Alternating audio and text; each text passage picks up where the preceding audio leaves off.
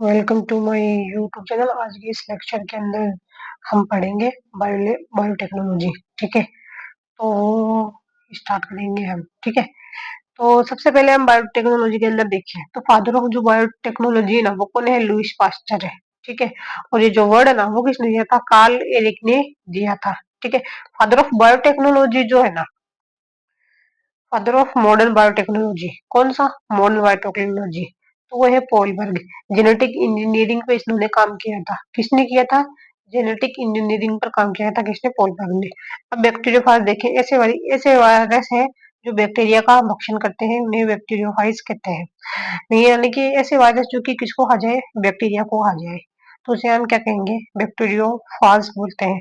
और देखो, ये जो बैक्टीरियोफाज होता है ना, इसकी जो आउटर, ये ऊपर वाला, ये जो रिंग वाला स्ट्रक्चर होता है ना, इसको हम कैप्सिड कहते हैं।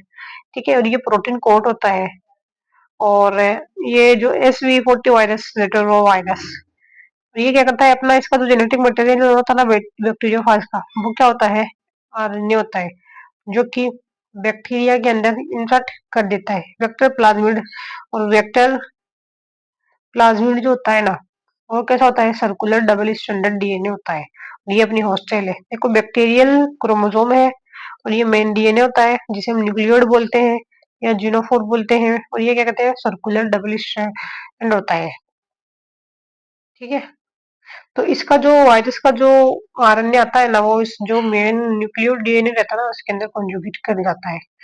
ठीक है, फिर बाद के अंदर हम ट्रांसडक्शन देखते हैं। किसी भी बैक्टीरियोफाज के द्वारा अपने जेनेटिक मटेरियल को किसी बैक्टीरियल सेल या होस्ट सेल में ट्रांसफर करने की प्रक्रिया क्या कहते हैं? ट्रांसडक्शन कहते हैं। यानी कि वो वायरस का अपना जो जेनेटिक मटेरियल है, वो बैक्टीरिया के अंदर वायरस क्या करता है? अपना जेनेटिक मटेरियल किसमें ट्रांसफर करना? बैक्टीरिया के अंदर ट्रांसफर करना, तो उसे हम क्या कहते हैं? ट्रांसडक्शन कहते हैं। फिर जो एक टर्म वो फिर आता है ट्रांसडक्शन की जो डिस्कवरी है ना, वो जिंटर और लीडरबर्ग ने की थी। किसने की थी? जिंटर और लीडरबर्ग ने। अब साल्मोनेला टाइफिनियम के अंदर देखें हम, तो कब जो मेन क्रोमोसोम होता है ना, वो कैसे होता है? सर्कुलर होता है और डबल स्टैंडर्ड होता है, बैक्टीरियल। और वो क्रोमोसोम जिसे हम जीनोफोर भी कहते हैं। और एक्स्ट्रा क्रोमोसोमल पार्ट जो होता है ना, वो भी सर्कुलर होता है, प्लाज्मिड। अब ये जो सर्कुलर DNA है ना, जो प्लाज्मिड है, इसको हम निकाल लेंगे, और वो कैसे काम करेगा? वेक्टर की तरह काम करता है। ठीक है,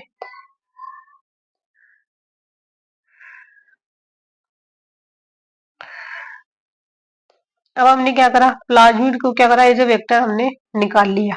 ठीक है, तो ये इसको हम क्या करेंगे? अब रेस्ट्रिक्शन एंजाइम से हम काट देंगे।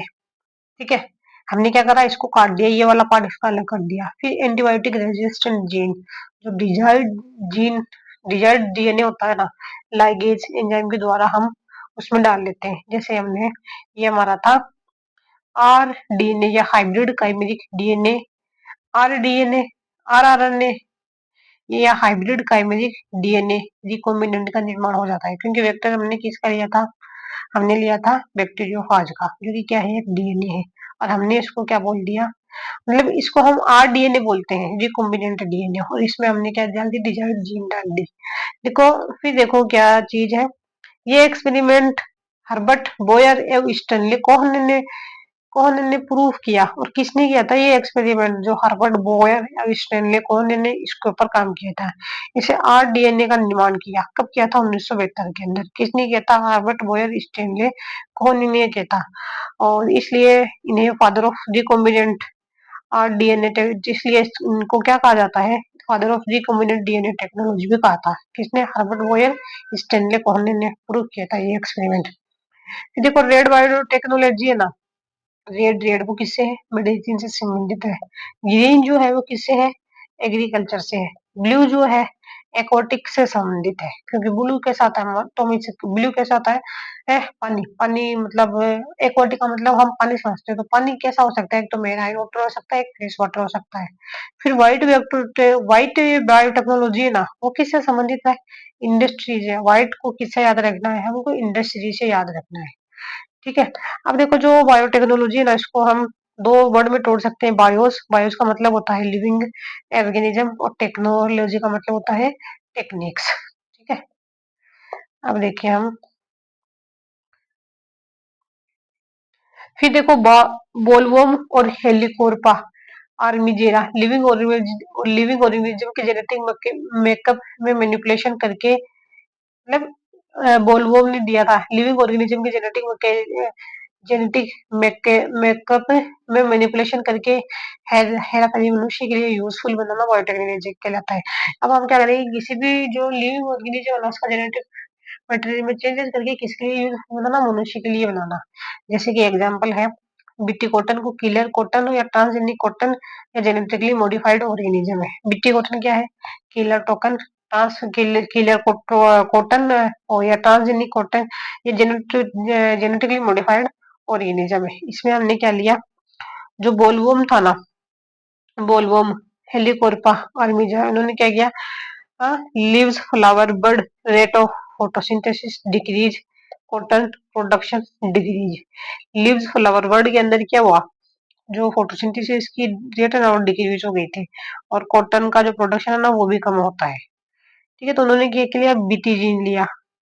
ठीक है, बीटीजीन और कराइजीन या ट्रांसजीन या फोरेनजीन डिजायर्ड जीन, तो हमने उनको क्या, इसको क्या बोल दिया, बीटी कॉटन बोल दिया। तो ये क्या हुआ, किलर कॉटन हो गया।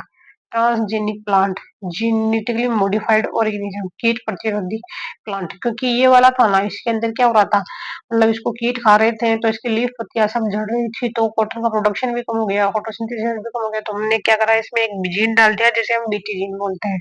उस जीन को डालने से क्या हुआ, इसके अंदर ताकत आ गई, तो ये किलर कॉटन हो गया। तो इससे मतलब जो भी इसकी परेशानियां थी फोटोसिंथेसिस कम होने की, कॉटन प्रोडक्शन कम होने की, वो इनक्रीज हुई।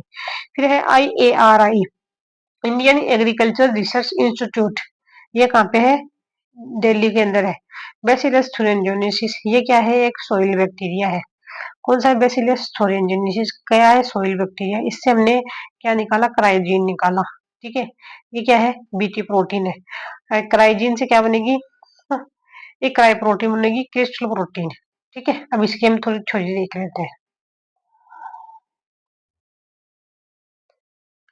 देखो, जो नॉर्मल कॉटन पर बोलवॉर्म, आर्मीवॉर्म एवं लेपिडोरम मोथ अटैक करते हैं उसका प्रोडक्शन कम हो जाता है। मतलब जो नॉर्मल कॉटन था ना उसको ऊपर कौन कौन, जैसे कि ये बोलवॉर्म है, कुछ एनिमल्स इंसेक्ट वगैरह है, कीड़े मकोड़े, ये सब इसके ऊपर हमला कर रहे थे, तो उसका प्रोडक्शन कम हो जाता था। बोलवॉर्म कॉटन की लीव्स और फ्लावर को खाता था, क्योंकि वो तो कॉटन में जो बोलवॉर्म था ना वो इसकी लीव्स और फ्लावर को खा जाता था, जिससे कॉटन का प्रोडक्शन होता ही नहीं था और कॉटन भी कमजोर होता जाता था, क्योंकि लीव्स भी खा गया उसकी। यदि फिर बाद के अंदर देखो, एक सेकेंड, फिर देखो, यदि बोलवर्म बीटी कॉटन के लीव्स एवं फ्लावर को खाता है तो उसकी एलिमेंट्री कैनाल में क्राई प्रोटीन या क्रिस्टल प्रोटीन चली जाती है। जिस जब ये क्रिस्टल प्रोटीन इंटेस्टाइन में चली जाती है तो एल्कलाइन मीडियम में सक्रिय क्रिस्टल प्रोटीन बनाती है। लेकिन अब क्या करेगा, हमने क्या बना लिया, जो बीटी कॉटन बनाया। ठीक है, अब बीटी कॉटन के ऊपर जब ये बोलवर्म ये हमला करेगा ना, तो क्या करेगा, इसके जो इंटेस्टाइन के अंदर है ना वो क्या जाएगी, हमारी क्राई प्रोटीन जाएगी। ठीक है, क्राई प्रोटीन या क्रिस्टल प्रोटीन। और ये क्रिस्टल प्रोटीन इंटेस्टाइन में जाती है ना, इंटेस्टाइन के अंदर चली जाती है, तो वहां पे कैसा मीडियम होता है, एल्कलाइन मीडियम होता है, तो वहां पे ये क्या हो जाएगी, क्रिस्टल प्रोटीन में परिवर्तित हो जाती है, और पीएच कितनी हो जाती है वहां पर, मोर देन 7 होती है। क्रिस्टल प्रोटीन इंटेस्टाइन के अंदर क्या रहती है, इनएक्टिव रहती है। क्या रहेगी, पहले इनएक्टिव रहेगी, लेकिन अब जैसे इसको एल्कलाइन मीडियम मिला तो ये क्या हो जाती है, एक्टिव क्रिस्टल प्रोटीन के अंदर चल जाती है। एक्टिव क्राई प्रोटीन जो है एपिथेलियल सेल्स जो है ये ठीक है, एपिथेलियल सेल्स है और ये रिसेप्टर है। एक्टिव क्रिस्टल प्रोटीन इंटेस्टाइन की आंतरिक सतह पर उपस्थित एपिथेलियम सेल पर स्पेसिफिक रिसेप्टर के साथ में बाइंड हो जाती है। अब ये क्या कहते हैं, इंटेस्टाइन की जो एपिथेलियल सेल थी ना उसके ऊपर रिसेप्टर प्रोटीन बाइंडेड रहते हैं, उसके साथ में क्रिस्टल प्रोटीन बाइंड हो जाती है तथा एपिथेलियम सेल को नष्ट कर देती है, जिससे इंटेस्टाइन निर्गीत हो जाती है और बोलून की मृत्यु हो जाती है। तो जो एपिथेलियम की सेल्स रहेगी ना वो क्या होगी, डिजनरेट हो जाएगी और इंटेस्टाइन डिग्रीट हो जाती है और जो बोलवॉर्म है उसकी मृत्यु हो जाती है। ठीक है, फिर देखो, बैसिलस thuringiensis में प्रोटीन, बैसिलस thuringiensis में ये प्रोटीन क्राइजीन से क्या बनेगी, क्रिस्टल प्रोटीन बनेगी। ठीक है, और शिवाइटी जीन से क्या बनेगी, साइटोसोलिक प्रोटीन, साइटोसोलिक जीन है बने, साइटोसोलिक प्रोटीन बनाएगा ये। अब वोल वोम के अंदर हमने क्या डाला, क्राइजीन डाल दिया। ठीक है। तो क्राई IAC और क्राई के मतलब दो जीन है, एक तो IAC और एक सेकंड AB जीन है, ठीक है।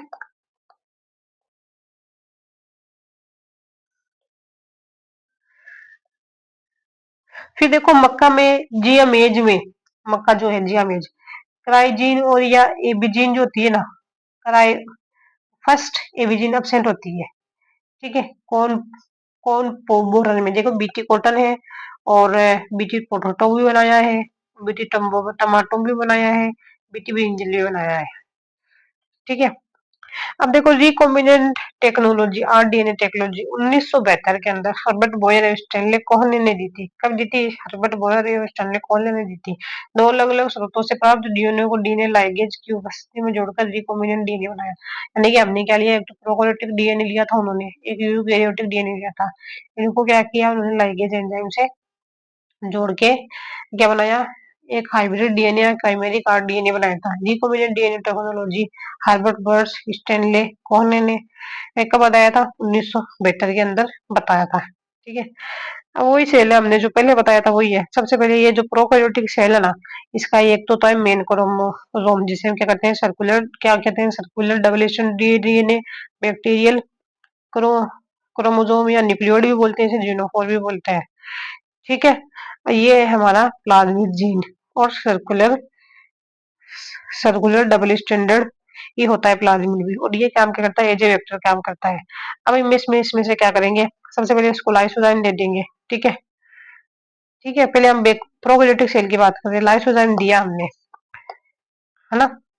लाइसोजाइम देते ही तो क्या करेंगे, जो होस्ट सेल से क्या हो जाएगा, हम plasma membrane extra chromosomal part,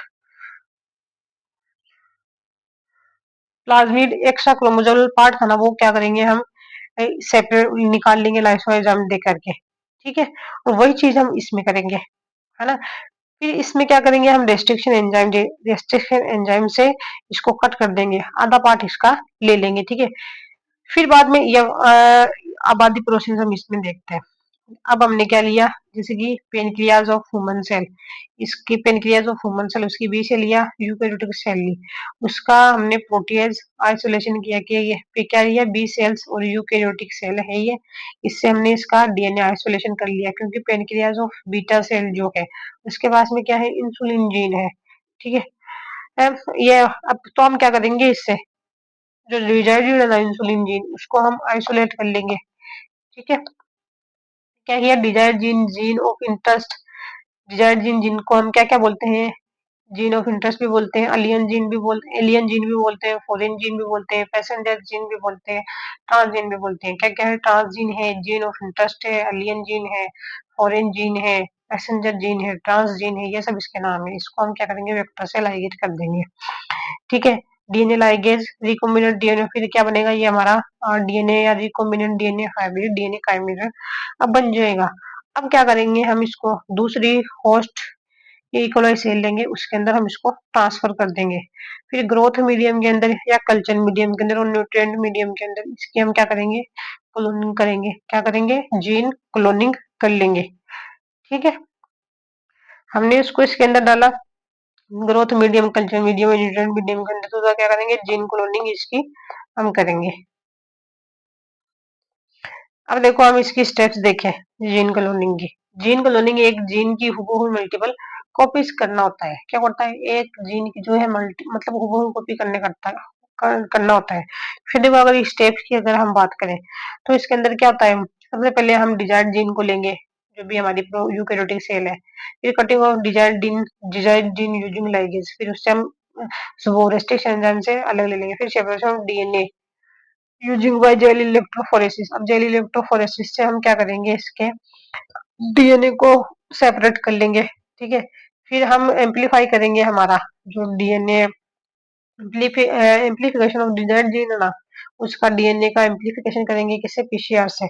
फिर क्या बनाएंगे हम, ये कॉम्बिनेंट डीएनए बनाएंगे।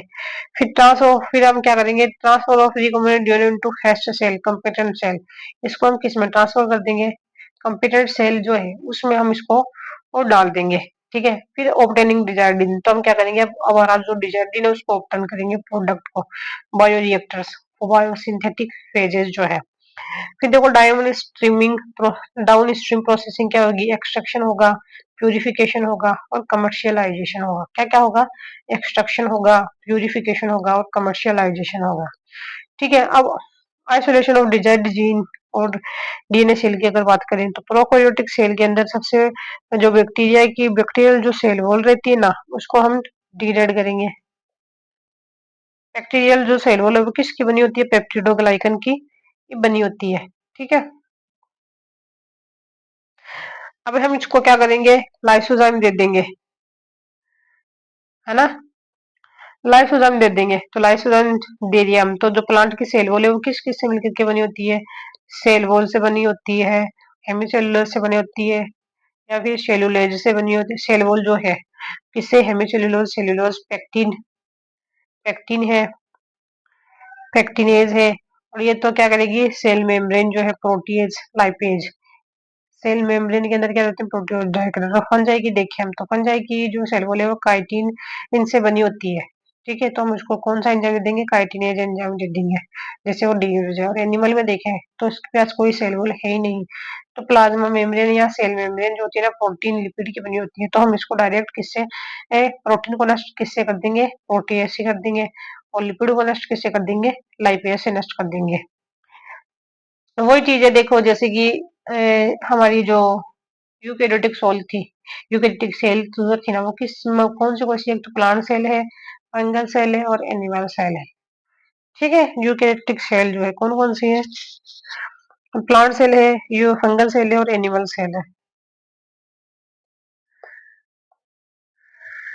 फिर देखो जो प्लांट सेल है ना, उसको हम क्रश कर दें।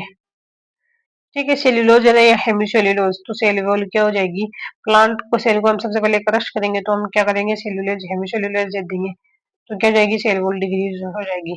और लाइपेज अगर दे देंगे हम, ठीक है, प्रोटीओज और लाइपेज दोनों दे देंगे, तो फिर बाद में क्या हो जाएगा, इसके अंदर जो सेल मेम्ब्रेन है और जो प्लाज्मा मेम्ब्रेन है वो भी डिग्रेड हो जाएगा। फिर प्रोटीन दे देंगे हम दोबारा, तो क्या हो जाएगा, जो स्टोन प्रोटीन है वो डीएनए से दूर हो जाएगी। फिर अगर हम आरएनए दे देंगे तो क्या हो जाएगा, आरएनए का डिग्रेडेशन हो जाएगा।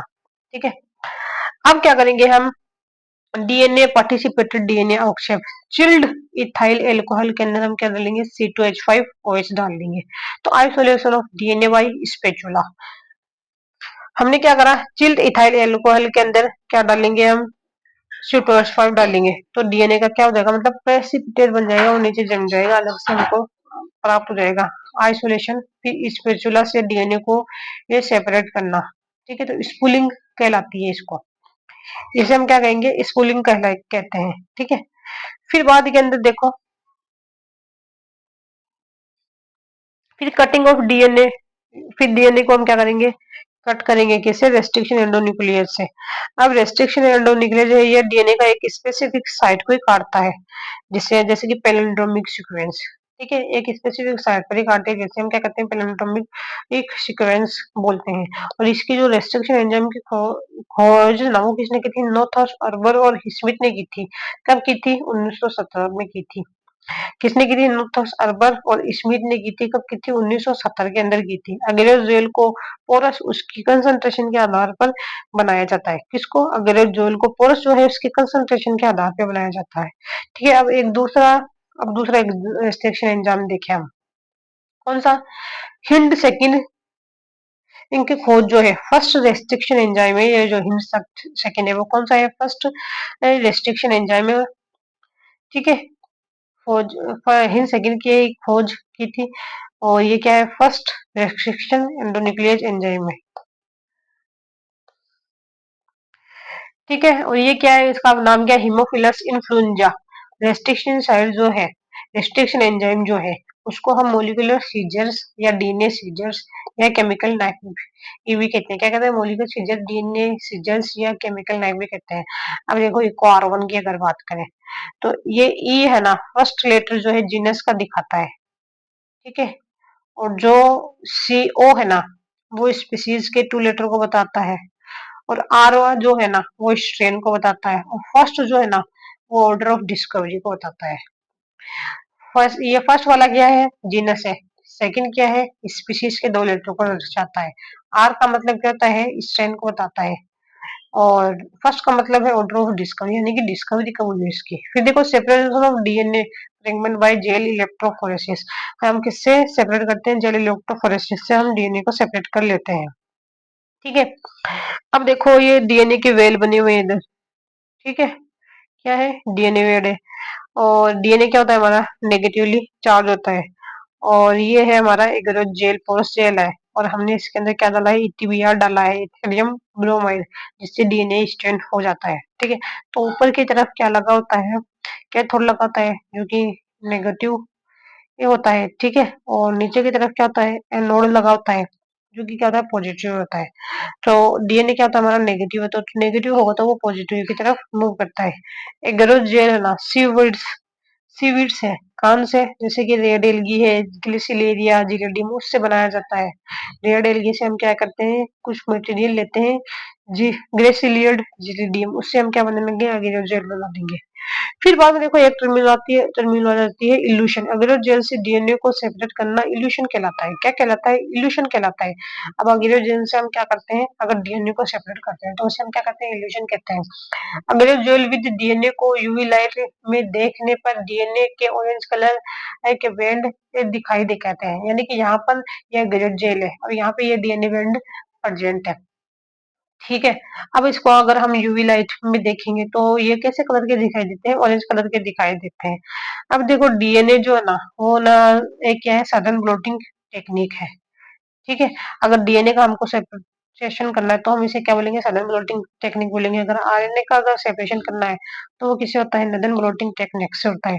और प्रोटीन का अगर सेपरेशन करना होता है तो वो कैसे कैसे होता है, वेस्टर्न ब्लोटिंग टेक्निक से होता है। ठीक है, अब देखो सबसे पहले हम क्या करेंगे, अब मेथड पूरा का पूरा देखते हैं। ठीक है, सबसे पहले देखो क्या होता है, जो डीएनए होता है ना, हम उसको क्या देंगे, एक सेकेंड।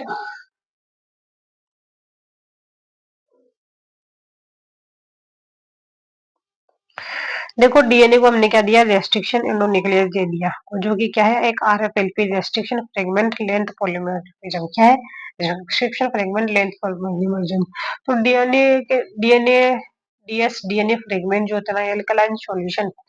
ठीक है, अब हमें ये जो डीएनए फ्रेगमेंट है तो ये हम एल्कलाइन सॉल्यूशन देंगे इसको, तो ये क्या हो जाएगा, हमारे सिंगल स्टैंडर्ड डीएनए के अंदर कन्वर्ट हो जाएगा। फिर हम इसको क्या करेंगे, एरोजोल में ट्रांसफर कर देंगे। ठीक है, अगेनस्ट जेल के अंदर हम ट्रांसफर करेंगे। ठीक है, तो हम आपको डीएनए बैंड दिखाई देंगे। फिर हम क्या करेंगे, सडन ब्लोटिंग टेक्निक करेंगे। तो अब ये क्या करेंगे, डीएनए ये जो फ्रेगमेंट रहेंगे ना, उनको कहाँ पे हम ट्रांसफर करेंगे, नाइट्रोसेल्यूलोज मेम्ब्रेन के ऊपर ट्रांसफर करेंगे।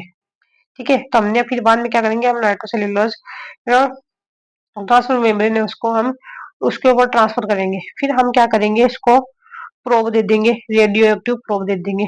ठीक है, जैसे कि हमने ये प्रोब दे दिया इसको। फिर हम क्या करेंगे कि वॉशिंग कर देंगे, वॉशिंग ऑफ, फिर removal of erase probe. 5 prime AGCT, ये 5 प्राइम से 3 प्राइम क्या है, एजीसीटी सीक्वेंस। और 3 प्राइम से 5 प्राइम का रहेगा टीसीजीए सीक्वेंस। टीसीजी मतलब ये प्लेटोमिक सीक्वेंस पे कट करता है। फिर हम क्या करेंगे, इसका ऑटो रेडियोग्राफी करेंगे, X ray, X ray film या डार्क फिल्म रूम के डार्क में इसको स्टोर कर लेंगे हम। ठीक है, अब एक चीज और देखो इसके अंदर, डीएनए जो 260 nanometer UV light nitrogenous base जो एरोमेटिक एक रिंग जो है वो लाइट को ऑब्जर्व करते हैं। प्रोटीन जो होता है ना, वो कितने में करता है, 280 नैनोमीटर के ऊपर करता है। कहाँ पे, कौन कौन से अमाइनो एसिड रहते हैं जो इसमें पार्टिसिपेशन करते हैं, जो कि एक तो तरह का रहता है हमारा फिनाइलैलानाइन और ट्रिप्टोफैन, और एक रहता है टाइरोसिन एरोमेटिक रिंग के अंदर। जबकि एरोमेटिक अगर डीएनए की बात करें तो एरोमेटिक रिंग के अंदर कौन कौन इन्वॉल्व है, नाइट्रोजनस बेसिस, ये क्या करते हैं, लाइट को ऑब्जर्वेशन में हेल्प करता है। फिर देखो अब बात करें हम amplification of desired gene by PCR की, भाई हम पीसीआर से हमारे एम्प्लीफिकेशन ऑफ डिजायर्ड जीन को कैसे करेंगे। पीसीआर क्या है, एक पॉलीमरेज चेन रिएक्शन है, और ये किसने दी थी, कैरीमुलस ने दी थी 1985 के अंदर। किसने दी थी, कैरीमुलस के अंदर 1900 तो 35 के अंदर इनको क्या मिला था, कैनिमुलस को नोबेल प्राइज मिला था। थर्मस पीसीआर को थर्मस साइक्लर या जीन इन मशीन या जीन एम्पलीफायर टेक्निक भी कहते हैं। पीसीआर को क्या क्या कहते हैं, थर्मल साइक्लर भी कहते हैं, जीन मशीन भी कहते हैं, या जीन एम्पलीफायर टेक्निक भी कहते हैं। पीसीआर में एंजाइम जो रहता है ना, वो कौन सा रहता है, एक डीएनए पॉलीमरेज एंजाइम होता है। ठीक है, कौन सा है, एक डीएनए पॉलीमरेज, जिसको क्या हम कहते हैं। अब देखो ये ना जो टाग डीएनए पॉलीमरेज है, ये ना कहाँ से लिया था, थर्मस एक्वाटिकस, गर्म जल के स्रोतों में पाया जाता है एक बैक्टीरिया, थर्मस एक्वाटिकस, उससे ये प्राप्त किया था। उसका जहाँ पर टेम्परेचर कितना रहता है, 75 से 72 डिग्री सेंटीग्रेड होता है। ठीक है, अब अगर हम देखें, पीसीआर के अंदर है ना 3 ही स्टेप होती है। कौन सी, डीनेचुरेशन होता है, एनेलिंग होता है और एक्सटेंशन होता है। कौन सा होता है, डीनेचुरेशन होता है, एनेलिंग होता है और एक्सटेंशन है। डीनेचुरेशन होता है, एनेलिंग होता है और एक्सटेंशन होता है। पीसीआर के द्वारा किसी भी जीन को लाखों की कॉपी, मतलब पीसीआर के द्वारा किसी भी जीन की जो लाखों कॉपीज है ना, वो कुछ ही घंटों में तैयार की जाती है। फिर देखो, वेक्टर जो होता है ना, वेक्टर क्या होता है, डबल स्ट्रैंडेड डीएनए होता है। ठीक है, और इसकी ओरिजिन देखें हम, तो ओरिजिन ऑफ रेप्लिकेशन होना इसके अंदर प्रेजेंट होती है। फिर है क्लोनिंग साइट या रेस्ट्रिक्शन साइट, जो है ना इसके पास में प्रेजेंट होती है। और साइट होती है क्लोनिंग साइट, या फिर रेस्ट्रिक्शन साइट भी इसके पास में प्रेजेंट होती है। साथ में क्या होता है, इसके पास में सेलेक्टेबल मार्कर होते हैं, जिन्हें हम क्या कहते हैं, एंटीबायोटिक रेजिस्टेंट जीन प्रेजेंट होते हैं। रोप साइट प्रेजेंट होती है, रेप्लिकेशन ऑफ प्रोटीन, यानी कि प्रोटीन का रेप्लिकेशन करने के लिए ये भी जो साइट है वो प्रेजेंट होती है।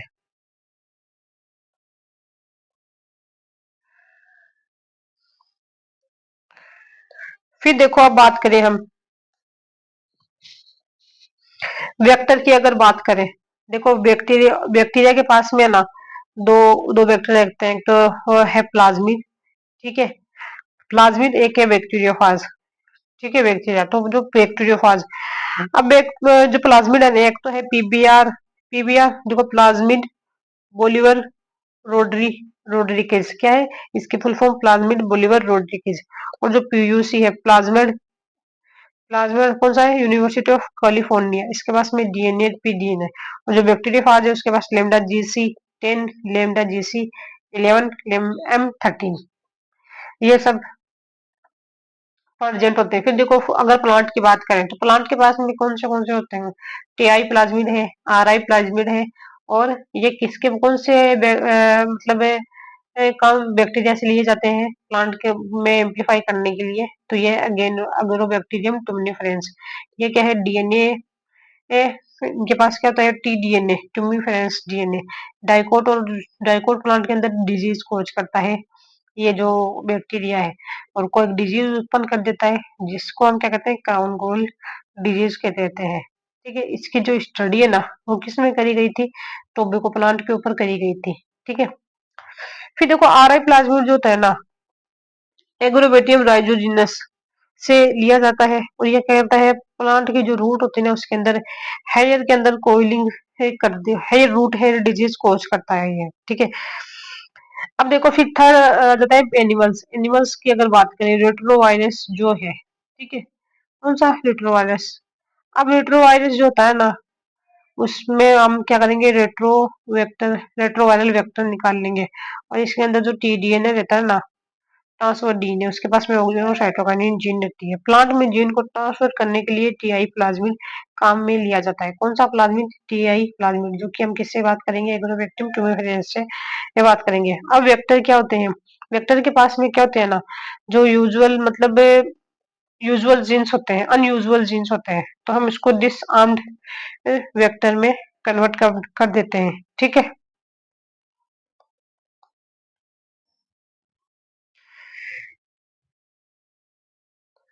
फिर देखो फॉर्मेशन ऑफ आर डीएनए, अगर रिकॉम्बिनेंट डीएनए की अगर हम बात करें, तो हम कैसे बनाएंगे, कौन सा रिकॉम्बिनेंट डीएनए, एक तो बायोरिएक्टर। ठीक है, लार्ज स्केल पर जीन प्रोडक्ट तैयार करते हैं।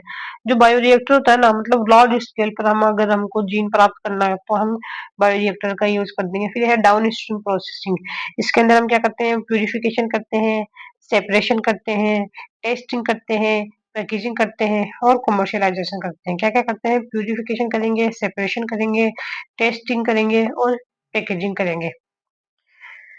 अब देखो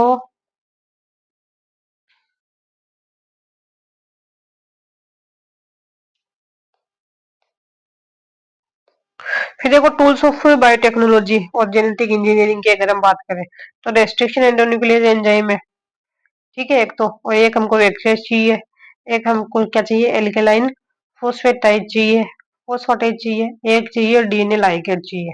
सबसे पहले बात करें रेस्ट्रिक्शन एंडोन्यूक्लियस एंजाइम की, ठीक है।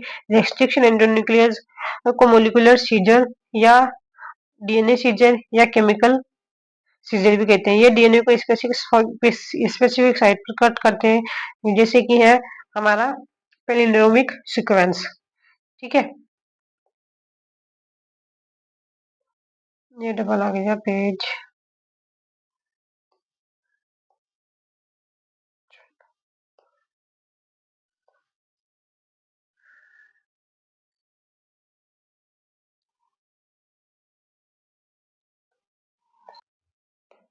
फिर देखो जो जो खोज है ना इसकी, वो की थी एनोथस आर्बर्स स्मिथ ने, कब की थी 1970 में की थी रेस्ट्रिक्शन एंडोन्यूक्लियस एंजाइम की। और 1978 में इनको क्या मिला? नोबेल प्राइज मिला था। न्यूक्लियस जो है वो क्या करता है? न्यूक्लिक एसिड का ब्रेक डाउन कर देता है, फॉस्फोडाइएस्टर बॉन्ड को ये तोड़ देते हैं। अब जो न्यूक्लियस होते हैं वो दो प्रकार के होते हैं, एक तो होते हैं डीएनएज, एक होता है आरएनएज। जो डीएनएज होता है वो क्या करेंगे?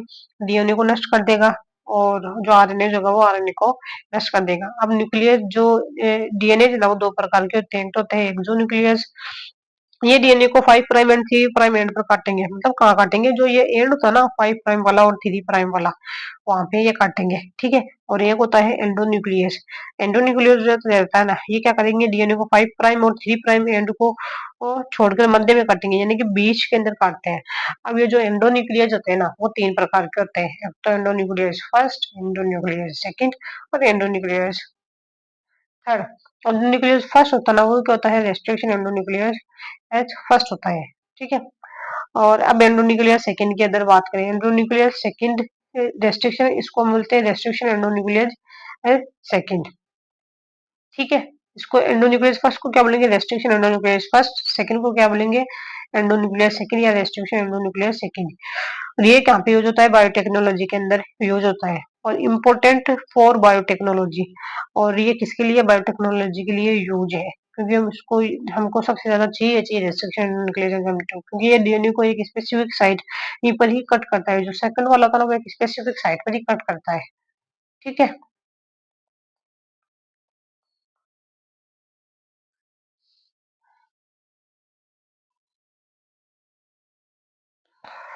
फिर देखो कौन सा हमारा रेस्ट्रिक्शन एंडोन्यूक्लियस थर्ड, जिसको हम रेस्ट्रिक्शन एंडोन्यूक्लियस थर्ड भी बोलते हैं, ठीक है। अब हम इनकी डिफरेंसेस की बात करें, रेस्ट्रिक्शन एंडोन्यूक्लियस फर्स्ट, थर्ड और सेकंड की, ठीक है। देखो जो फर्स्ट वाला होता है ना, रेस्ट्रिक्शन फर्स्ट और थर्ड है, रेस्ट्रिक्शन एंडोन्यूक्लियस फर्स्ट और थर्ड, ये डीएनए को स्पेसिफिक साइट पे कट नहीं करते हैं, ठीक है ना। मतलब इनका कोई साइट फिक्स नहीं है, ये नॉन स्पेसिफिक होते हैं, ठीक है। जबकि जो रेस्ट्रिक्शन एंडोन्यूक्लियस एंजाइम 2 है, ये एक स्पेसिफिक साइट पर ही काटते हैं, ठीक है। तो ये क्या है? एक स्पेसिफिक एंजाइम है, ठीक है। और जो ये फर्स्ट थर्ड है ना, इनके एक्टिवेशन के लिए क्या चाहिए हमको? एडिनोसिन चाहिए, मिथियोनिन चाहिए, एटीपी चाहिए और एमजी मैग्नीशियम चाहिए। कितनी चीज चाहिए इनको? चार चीज चाहिए, एक डिनोसिन चाहिए, मिथियोनिन चाहिए और एटीपी चाहिए और मैग्नीशियम चाहिए, ठीक है। लेकिन रेस्ट्रिक्शन एंडोन्यूक्लियस एंजाइम 2 को है ना सिर्फ और सिर्फ क्या चाहिए? मैग्नीशियम आयन की आवश्यकता होती है, लेकिन इनको क्या है? एटीएम चाहिए इनको। एटीएम का मतलब है ए4 हो जाता है एडिनोसिन और एटीपी, और ट्रिक बना लेते हैं हम, क्या चाहिए इनको? एटीएम चाहिए, और इसको सिर्फ एम ही चाहिए। एटीएम का मतलब होता है एटीपी, एडिनोसिन, टी का मतलब होता है, ए का मतलब होता है एडिनिन, एडिनोनिन हो गया और मिथ्योनिन हो गया, सॉरी एडिनिन चाहिए, एटीपी हो गया और एडिनोसिन हो गया, और एम का मतलब हो गया मिथ्योनिन और मैग्नीशियम। ये चार चीजें चाहिए इनको। ये डीएनए का मॉडिफिकेशन भी कर और मिथाइलेशन भी करते हैं, नॉन स्पेसिफिक होते हैं। ये क्या करेंगे, जो फर्स्ट है ना मॉडिफिकेशन कर देते हैं और मिथाइलेशन करते हैं, ठीक है। मॉडिफिकेशन भी करेंगे और मिथाइलेशन भी करेंगे फर्स्ट हर जो है। लेकिन जो ये डीएनए ये डीएनए का मॉडिफिकेशन करते हैं बोल तो स्पेसिफिक होगा। ये सिर्फ और सिर्फ क्या करेंगे, मिथाइलेशन नहीं करता है सेकंड वाला, मॉडिफिकेशन करता है लेकिन स्पेसिफिकली करता है मॉडिफाई भी। फिर देखो रेस्ट्रिक्शन एंडोन्यूक्लियस को 5 प्राइम 3 डायरेक्शन में ही काटता है। रेस्ट्रिक्शन एंडोन्यूक्लियस है ना, वो काटेंगे कैसे, मतलब इनकी डायरेक्शन है कि 5 prime to 3 prime. Restriction endonuclease को पैलिंड्रोमिक सीक्वेंस पर ही काटते हैं। कहाँ काटेंगे, जो रेस्ट्रिक्शन एंडोन्यूक्लियस है वो कौन सा सीक्वेंस होगा, पैलिंड्रोमिक सीक्वेंस पर ही काटते हैं। पैलिंड्रोमिक सीक्वेंस देखो अब क्या होता है, डबल स्टैंडर्ड डीएनए की ऐसा सीक्वेंस जिसको फॉरवर्ड और बैकवर्ड पढ़ने पर एक जैसा सीक्वेंस आए। जैसे कि मलयालम को हम पढ़ेंगे, आगे से पढ़ो चाहे पीछे से पढ़ो, हम मलयालम ही आएगा। और क्या है, मैदाम, मदाम हो गया, नयन हो गया, ठीक है, नमन हो गया, इनको चाहे आगे से पढ़ो या पीछे से पढ़ो। डावला डालडा हो गया, नवजीवन हो गया, तेजू के पापा के जूते। ये भी मतलब चाहे आप इनको उल्टा पढ़ो या सीधे पढ़ो, एक ही सीक्वेंस आएगा। इन्वर्टेड रिपीट सीक्वेंस कहते हैं इनको, ठीक है। पैलिंड्रोमिक सीक्वेंस को हम क्या कहते हैं, इन्वर्टेड रिपीट सीक्वेंस भी बोल सकते हैं। अब देखो जो फर्स्ट रेस्ट्रिक्शन एंडोन्यूक्लियस है ना, वो कौन सा है हमारा है, हिंड सेकंड हीमोफिलस इन्फ्लुएंजा से इसको वो लिया था। अब अगर हम बात करें रेस्ट्रिक्शन एंडोन्यूक्लियस एंजाइम की नोमेनक्लेचर की, रेस्ट्रिक्शन एंडोन्यूक्लियस को जिस माइक्रो ऑर्गेनिज्म से आइसोलेट किया जाता है उसी के आधार पर रेस्ट्रिक्शन एंडोन्यूक्लियस का नोमेनक्लेचर किया जाता है। मतलब बोलने का जो मतलब है ना वो ये है कि भाई जिस ऑर्गेनिज्म से हमने रेस्ट्रिक्शन एंडोन्यूक्लियस एंजाइम को लिया है ना, उस ऑर्गेनिज्म के आधार पर ही उसका नाम रखा जाएगा, ठीक है।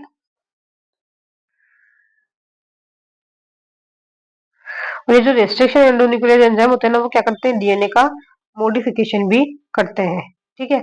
अब एग्जाम्पल की अगर बात करें, इकोलाई RI13 इको R1, ठीक है। जो फर्स्ट है वो जीनस को बताता है, और जो CO है वो इस स्पीशीज के जो लेटर को बताता है, और R जो है वो स्ट्रेन को बताता है, और जो फर्स्ट है वो मतलब ऑर्डर ऑफ डिस्कवरी को बताता है, ठीक है। अब देखें हिंट सेकंड देते हैं। जो हिंट सेकंड के अंदर जो H है ना, फर्स्ट H जो है वो तो क्या है, जीनस है। और ये IN है ना, दो जो है वो स्पीशीज के दो लेटर को रिप्रेजेंट करता है। D जो है ना वो स्ट्रेन को रिप्रेजेंट करता है। और जो सेकंड है ना, वो क्या रिप्रेजेंट करता है, वो रिप्रेजेंट कर रहा है ऑर्डर ऑफ डिस्कवरी को करता है, हिमोफिलस इन्फ्लुएंजा। जैसे कि अब थोड़ा जाता है बाम H1, बाम H1 के अंदर देखें तो बाम बी जो है जीनस को रिप्रेजेंट कर रहा है, ठीक है। और जो AM है ना वो स्पीशीज के दो लेटर को बता रहा है, और जो H है ना कैपिटल के अंदर वो स्ट्रेन को वो बताता है। और I जो है और जो फर्स्ट जो है वो ऑर्डर ऑफ डिस्कवरी बताता है। ये क्या है, बेसिलस अमीलो अमीलो पिटिफेरेंसेस, उससे लिया था बेसिलस अमीलोपिटिफरेंसेस। तो देखो रेस्ट्रिक्शन एंडोन्यूक्लियस एंजाइम सदैव अनमिथाइलेटेड डीएनए को ही काटते हैं। मतलब इनका काम क्या होता है, जिनके ऊपर मिथाइल ग्रुप नहीं लगा होगा ना, सिर्फ उनको ही काटेंगे, मिथाइलेटेड डीएनए को ये नहीं काट सकता है, ठीक है। किसी बैक्टीरियल सेल में उपस्थित रेस्ट्रिक्शन एंजाइम उसी डीएनए सेल के डीएनए को नहीं काटते, क्योंकि बैक्टीरियल सेल का डीएनए मिथाइलेटेड होता है। क्योंकि अब बैक्टीरिया के पास में तो रेस्ट्रिक्शन एंडोन्यूक्लियस है, तो वो खुद के डीएनए को क्यों नहीं काट रहा, क्योंकि वो डीएनए ने अपने ऊपर मिथाइल ग्रुप बना लिया है। और जो मिथाइल ग्रुप है वो क्या है, रेस्ट्रिक्शन एंडोन्यूक्लियस का दुश्मन है। जब किसी प्रोकैरियोटिक सेल में फॉरेन डीएनए प्रवेश करता है तो सेल में उपस्थित रेस्ट्रिक्शन एंजाइम उस डीएनए को नष्ट कर देते हैं। लेकिन अब जैसे कि बाहर से जब किसी प्रोकैरियोटिक सेल है उसको हमने बाहर से क्या दिया, वो फॉरेन डीएनए दे दिया, तो इसके पास में क्या प्रेजेंट है, रेस्ट्रिक्शन एंडोन्यूक्लियस है। अब ये क्या करेगा, इसको डिग्रेड कर देगा, क्योंकि उसके पास में मिथाइल ग्रुप नहीं होता है। अब देखो, अब ये जो रेस्ट्रिक्शन एंजाइम है ना वो दो प्रकार के कट करते हैं। एक सेकेंड रुको।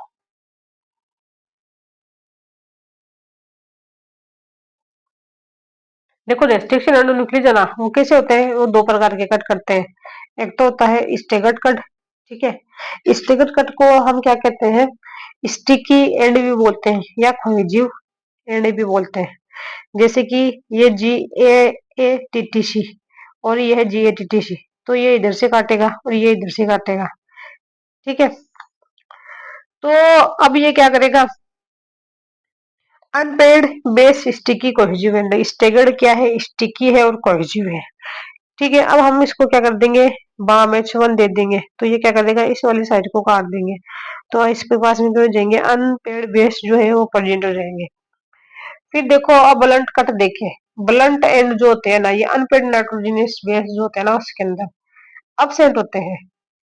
कौन से होते हैं अनपेड जो नाइट्रोजन, इसको कौन सा, स्टिगी वाला का, स्टिगी वाला चिपकने वाला कौन है, चिपकू कौन है हमारा, बाम है, क्योंकि बाम चिपक जाती है हमारे हाथों पे पैरों पे सारी जगह। फिर देखो ब्लंट एंड, ब्लंट एंड जो है कुंद सीधे अनपेड नाइट्रोजनस बेसिस जो होता है ना इसके अंदर अब्सेंट होते हैं। इसका जो एग्जांपल है हीमोफिलस एक्विटपस एगिबटस, देखो Hume third restriction endonuclease enzyme को काटते हैं ब्लंट एंड। ठीक है, इसके अंदर अनपेड नाइट्रोजनस बेसिस जो है वो क्या होंगे, एब्सेंट होंगे, और जबकि इसके अंदर क्या होंगे, अनपेड नाइट्रोजनस बेसिस प्रेजेंट होंगे। ठीक है, तो इसके अंदर एब्सेंट है, इसके अंदर प्रेजेंट है।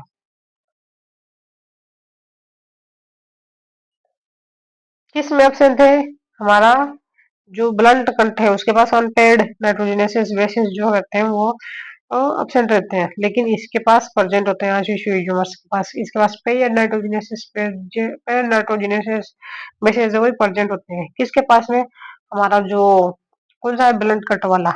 ये देखो, अब ये जो आइसोसीजोमर्स है इनकी रिकॉग्निशन साइट सेम या डिफरेंट साइट पर एंजाइम कट करेंगे, लोकेशन इनकी सेम रहेगी। ठीक है, ये लोकेशन तो इनकी रिकॉग्निशन साइट सेम या डिफरेंट हो सकती है, रिकॉग्निशन साइट होती है ना वो क्या होती है, सेम या डिफरेंट भी हो सकती है, इन लोकेशन सेम रहती है इनकी। ठीक है, अब इसके एग्जांपल देखें हम, तो है SpH1 आइसोसीजमर्स का। ठीक है, SpH1 आइसोसीजमर्स का एग्जांपल है। फिर देखो नियोसीजमर्स, नियोसीजमर्स के पास में क्या होता है, रेस्ट्रिक्शन साइट सेम और डिफरेंट, डिफरेंट एंजाइम साइट और लोकेशन भी डिफरेंट रहेगी, नियोसीजमर्स कहते हैं। इनके पास में क्या होती है कि जो मतलब रिकॉग्निशन साइट है, ठीक है, और रिकॉग्निशन साइट जो है वो कैसी हमारी सेम है और डिफरेंट भी हो सकती है, और जो लोकेशन वो क्या होती है ना वो भी क्या होती है, डिफरेंट होती है। लेकिन जो हमारा आइसोसीजोमर्स है ना इसके पास में जो रिकॉग्निशन साइट है, और जो कौन सी रिकॉग्निशन साइट है, रिकॉग्निशन साइट, रिकॉग्निशन साइट है ना वो क्या है, डिफरेंट साइट भी हो सकती है, रिकॉग्निशन साइट सेम हो सकती है या फिर डिफरेंस कट करेंगे ये। फिर देखो इसका एग्जांपल है स्मा वन निगोशिएमर्स का। ठीक है, फिर देखो आइसोकोडामर्स, आइसोकोडामर कोडा, कोडी के भाव में क्या मिल जाएंगे हमको, बाम मिल जाएगी। ठीक है, समा क्या है, उसके पास नई स्कूटी है समा के पास में, और आइसो के पास में क्या है, उसके पास में स्फी है बस, जो उसका नाम है वही है उसके पास में। और जो आइसोकोडामर्स होते हैं ना रिकॉग्निशन साइट डिफरेंट रहती है, डिफरेंट एंजाइम साइट है, लोकेशन डिफरेंट, इसके पास में रिकॉग्निशन साइट भी डिफरेंट है, डिफरेंट डिफरेंट एंजाइम साइट है, recognition site different, different enzyme site है, मतलब एंजाइम साइट भी डिफरेंट है, लोकेशन भी डिफरेंट है, और रिकॉग्निशन साइट भी डिफरेंट है, तीनों चीजें इसके पास में डिफरेंट होती है। ठीक है, अब अगर हम वेक्टर की बात करें, ये फॉरेन डीएनए को कैरी करते हैं, वेक्टर जो होता है ना वो किसको कैरी करते हैं, फॉरेन डीएनए को कैरी करते हैं। वेक्टर, वेक्टर फॉरेन डीएनए या डिजायर जीन को होस्ट सेल तक कैरी करता है, मतलब जो फॉरेन डीएनए रहता है ना वो मतलब होस्ट सेल तक उसको कैरी करता है। ठीक है,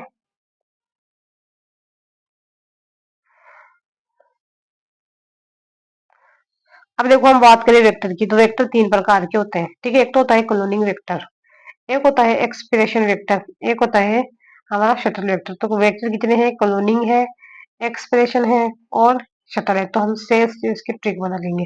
क्लोनिंग वाला जो होता है ना वो कैसा होता है, स्मॉल साइज का होता है, और इसके पास में ओरिजिन ऑफ रेप्लिकेशन साइट जो है प्रेजेंट होती है। ठीक है, कॉलोनी रिएक्टर क्या है, स्मॉल साइज का है, इसके पास ओरी जो है ठीक है वो प्रेजेंट होती है, ओरिजिन ऑफ रेप्लिकेशन साइट जो है वो क्या है, प्रेजेंट है, और इसके पास हाई कॉपी नंबर होता है। ठीक है, सिलेक्टेबल मार्कर जो है और सेलेक्टेबल मार्कर जैसे कि एंटीबायोटिक रेजिस्टेंस जीन और ampicillin resistant gene, tetracycline resistant gene, ये सब प्रेजेंट होती है। और क्या होती है इसके पास में एमसी एमसीएस होती है, मल्टीपल क्लोनिंग साइट होती है। और क्या होती है यूआरएस होती है, यूनिक रेजिस्ट्रेशन साइट होती है। अब देखिए बाम है। अब ये वेक्टर है, इस वेक्टर के पास में क्या आती है, एक तो है ओरिजिन ऑफ रेप्लिकेशन है, ठीक है, और डिफरेंट एंजाइम की इसके पास में साइट होती है, और जिसके पास में क्या होती है एमसीएस होता है, मल्टीपल क्लोनिंग साइट होता है, और सिलेक्टेबल मार्कर साइट भी होती है, ठीक है, जैसे कि टेट्रासाइक्लिन रेजिस्टेंस और एम्फिसिलिन रेजिस्टेंट जीन। इसके अंदर स्क्रीनेबल साइट रिपोर्टर जीन जो है प्रेजेंट होते हैं। प्रोडक्ट हम नकल आंखों से देख सकते हैं, मतलब हम इसको आंखों से देख सकते हैं क्योंकि इसके पास में क्या है स्क्रीनेबल साइट और रिपोर्टर जीन प्रेजेंट होते हैं। प्रोडक्ट जो है आंखों से हम इसको देख सकते हैं। फिर दो आ जाता है हमारा एक्सप्रेशन वेक्टर। क्लोनिंग वेक्टर के सभी करेक्टर्स होने चाहिए इसके पास में, मतलब जो क्लोनिंग वेक्टर होता है ना उसके सभी करेक्टर्स इसके पास में होते होते हैं, ठीक है, सभी होते हैं, लेकिन ये साथ में क्या करेगा मतलब प्रोटीन बनाना,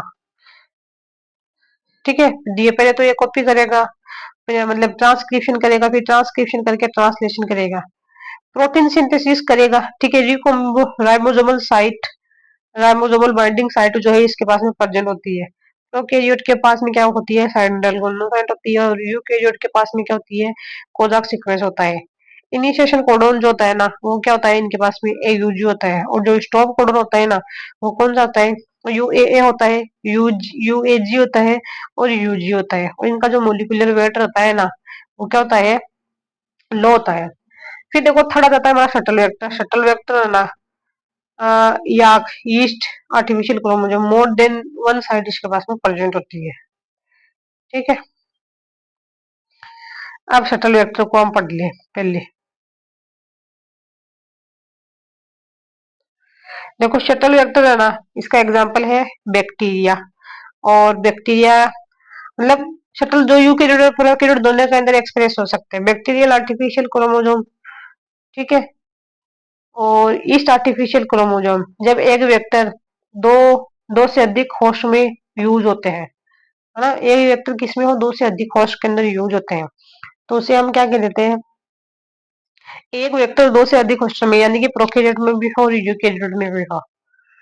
अब देखो वेक्टर की अगर बात करें हम, वेक्टर जो है इंसर्टेड डीएनए साइज और फॉरेन डीएनए कोलोनिंग होने वाले डीएनए का साइज। वो वेक्टर जो है प्लाज्मिड होता है, कितने किसले की कितने तक 0.5 से 10 के बी तक इसका साइज होता है।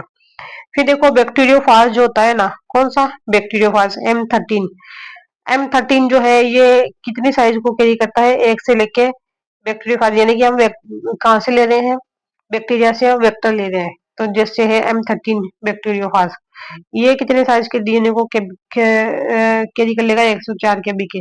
फिर आता है लेमडा, लेमडा है 5 से लेके 25 केबी तक के डीएनए को करेगा। फिर आता है फेजमिड, फेजमिड जो होता है ना वो 8 केबी के डीएनए को कैरी कर सकता है। और फिर आता है कोसमिड और फोजमिड, ये 30 से लेके 45 केबी तक के डीएनए को कैरी कर सकता है। फिर आ जाते हैं हमारे आर्टिफिशियल क्रोमोसोम्स। आर्टिफिशियल क्रोमोसोम्स की अगर हम बात करें, एक होता है बैक्टीरिया आर्टिफिशियल क्रोमोसोम जो कि 75 से लेके 300 के बी तक के आर्टिफिशियल क्रोमोसोम 5वें नंबर पर है, जो कि मतलब 75 से लेके 300 के बी तक के डीएनए को के भी कैरी कर सकता है। फिर आता है याक, याक होता है 100 से 2000 के बी के डीएनए को अपने अंदर ले सकता है। फिर आता है more than mammalian artificial chromosome, ये कितने को लगता है मोर देन 2000 के बी तक या फिर 2 MB के डीएनए तक भी ये ले सकता है, ठीक है, यानी कि इसका साइज कितना 2000 से ज्यादा हो या मोर देन 2 MB उसको भी अपने अंदर ले लेगा, ठीक है। फिर देखो बात करें हम प्लाज्मिड की, प्लाज्मिड लेडरबर्ग ने इसकी खोज की थी, किसने की थी प्लाज्मिड की खोज लेडरबर्ग ने की थी। और कहीं कहां से खोजा था फर्स्ट टाइम उन्होंने बैक्टीरियल सेल में खोजा था। और ये क्या होता है मतलब बैक्टीरियल सेल के अंदर उन्होंने बोला है कि एक्स्ट्रा क्रोमोसोमल पार्ट होता है, और ये क्या होता है सर्कुलर डबल स्टैंडर्ड डीएनए होता है, और ऑटोनोमसली ये रेप्लिकेट करता रहता है, ठीक है, क्या होता है खुद से रेप्लिकेट होता रहता है। और इसके पास में क्या होता है ओरिजिन रेप्लिकेशन करने के लिए साइट भी प्रेजेंट होती है, और प्रोटीन का रेप्लिकेशन करने के लिए ये भी साइट प्रेजेंट होती है। और इसके पास में क्या होते हैं सिलेक्टेबल मार्कर होते हैं, जैसे कि antibiotic resistance gene, ampicillin resistance gene और टेट्रासाइक्लिन रेजिस्टेंस जीन। फिर इसके पास में क्या होती है, एमसीएस होती है, मल्टीपल क्लोनिंग साइट होती है, और रेस्ट्रिक्शन एंजाइम साइट भी इसके पास में होती है, multiple cloning site restriction enzyme site भी होती है। फिर आती है यूनिक रेस्ट्रिक्शन, हाँ, यूनिक रेस्ट्रिक्शन साइट, जैसे कि स्क्रीनेबल है, screenable screen reporter gene site, ये चीजें होती है इसके पास में। कितनी हो जाती है, एक तो सबसे पहले तो इसके पास में क्या होता है कि मतलब ओरी साइट होती है फर्स्ट, सेकंड क्या होती है, सेलेक्टेबल मार्कर होते हैं उसके पास में, थर्ड क्या होते हैं उसके पास में, एमसीएस होता है, और क्या होती है, रिपोर्टर जीन भी होती है। फर्स्ट क्या है, रेप्लिकेशन साइट है, फिर है हमारी सेलेक्टेबल मार्कर साइट है, फिर है मल्टीपल क्लोनिंग साइट है, फिर है रिपोर्टर जीन या स्क्रीन माइक्रोबर साइट भी है। ठीक है,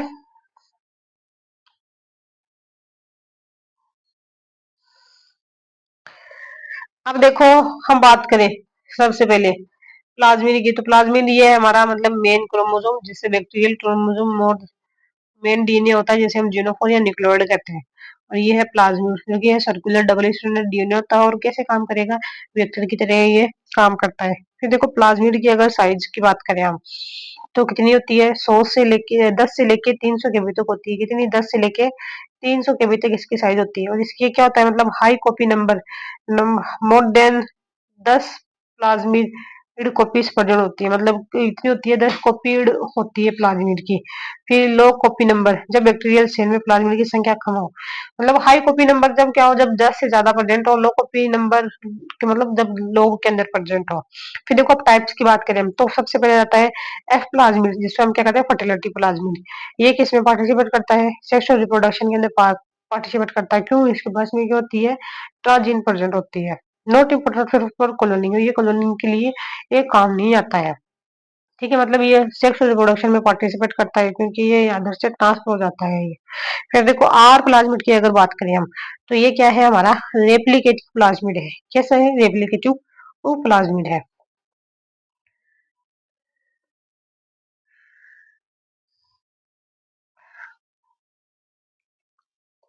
फिर देखो आर प्लाज्मिड, जो इस प्लाज्मिड में ओरी आर और रोप साइड प्रेजेंट होती है।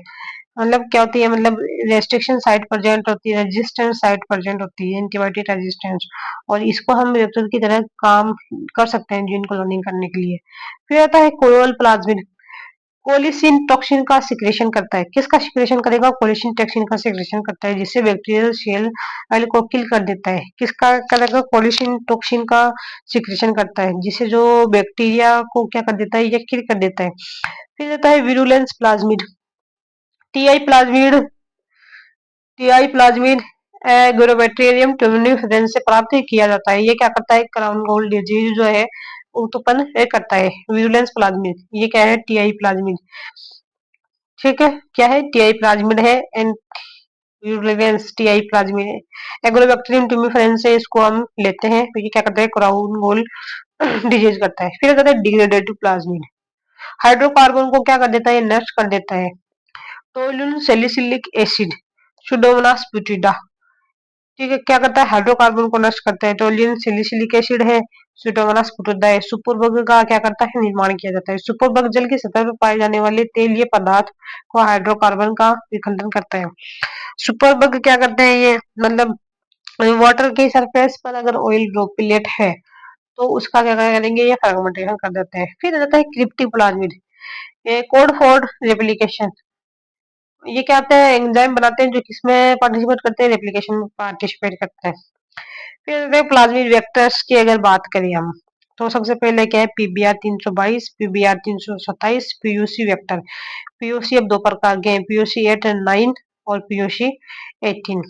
ठीक है, अब पीबीआर 322 की बात करें, तो ये प्लाज P for plasmid, B for Bolivar, R for Rodriguez. 322 क्या है, इसका स्ट्रेन है।